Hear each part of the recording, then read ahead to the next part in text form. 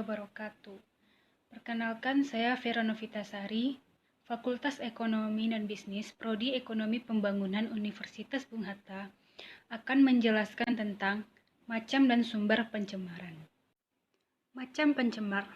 Pencemar atau limbah adalah bahan yang dipikul oleh lingkungan, tergantung apakah lingkungan mampu mengasimilasinya. Macam-macam limbah. 1. Limbah tak terserap atau stock pollutants.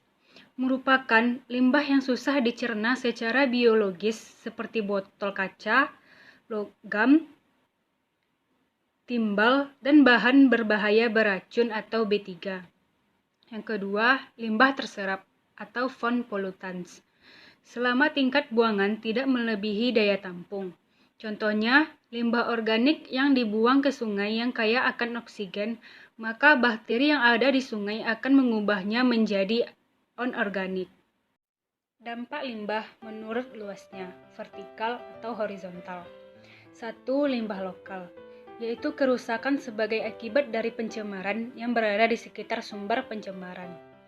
Yang kedua, limbah regional, yaitu kerusakan yang timbul sebagai akibat limbah tersebut bersifat jauh lebih luas dari daerah di sekitar sumber limbah. Contohnya, kebakaran hutan yang asapnya menyebar luas. Limbah lokal dan regional dapat terjadi bersama-sama seperti kebakaran hutan Kalimantan dan Sumatera, yang asapnya menyebar-nyebar ke daerah-daerah sekitarnya, sehingga daerah sekitar mendapatkan efek dari limbah tersebut. Efisiensi pengendalian limbah, yaitu bagaimana memperhitungkan limbah buangan sebagai biaya produksi. Limbah yang sulit diserap.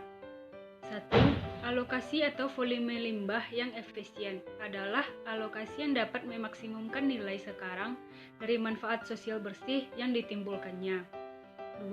Manfaat sosial bersih, yaitu manfaat yang diperoleh dari suatu konsumsi barang atau jasa tertentu, dikurangi dengan kerugian yang ditimbulkan oleh adanya kerusakan akibat adanya limbah yang tak terserap. Kerusakan itulah yang ditanggung oleh masyarakat. Dengan memasukkan biaya produksi keseluruhan, maka akan menurunkan jumlah produksi barang yang bersangkutan.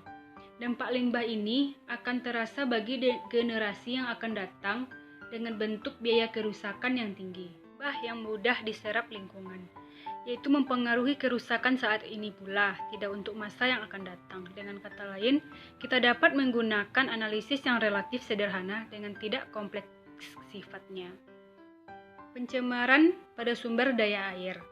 Sumber daya air ada dua, yaitu sumber daya air tanah dan sumber daya air permukaan. Sumber pencemaran air tanah merupakan sumber air yang alami, berasal dari dalam tanah dan batu-batuan. Pencemaran ini dapat dihilangkan secara alami melalui penyaringan dan kondensasi. Sedangkan sumber pencemaran air permukaan yaitu air yang ada di permukaan seperti air sungai, danau, dan lautan. Pencemaran pada air permukaan dapat dihilangkan bila adanya kebijakan pemerintah dalam menanganinya. Contohnya, Sungai Ciliwung di Jakarta. Sumber pencemaran air permukaan ada dua, yaitu sumber tak bergerak dan sumber bergerak, seperti pipa buangan, parit, dan lain-lain. Sifat pencemaran pada air. Sifat pencemaran pada air ada dua, yaitu dapat diasimilasi oleh alam dan sulit diasimilasi oleh alam. 1. Dapat diasimilasi oleh alam, yaitu limbah organik yang diperoleh oleh bakteri yang membutuhkan oksigen. Sedangkan yang sulit diasimilasi oleh alam yaitu limbah yang membutuhkan ribuan tahun untuk terurai.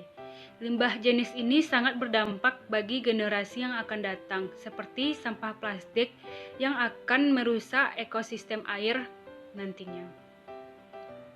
Bahan berbahaya beracun atau B3, yaitu pencemar yang sulit diasimilasi oleh lingkungan berupa bahan-bahan kimia. Contohnya, obat-obatan pemberantas hama. Tujuan dari mengurangi bahan berbahaya dan beracun ini, yaitu untuk melindungi kebersihan dan kesehatan manusia nantinya. Baku mutu primer yaitu untuk melindungi kesehatan manusia, sedangkan baku mutu sekunder yaitu untuk melindungi aspek kesejahteraan manusia. Contoh dari pencemaran udara sendiri yaitu berupa partikel seperti debu-debu karbon yang sangat kecil dan asap dari industri dan lain-lainnya. Pencemaran sumber daya tanah yaitu seperti pentambangan dan penggalian serta tempat-tempat khusus yang dijadikan tempat pembuangan sampah yang pada akhirnya akan menjadi sarang tikus, serangga, dan bakteri yang akan menjadi sumber penyakit bagi manusia. Tempat pembuangan sampah mestinya harus kedap air agar tidak ada bahan beracun yang meresap ke dalam air tanah maupun air permukaan. Hanya itu yang bisa saya jelaskan. Bila ada kekurangan, mohon maaf. Terima kasih telah menyaksikan. Assalamualaikum warahmatullahi wabarakatuh.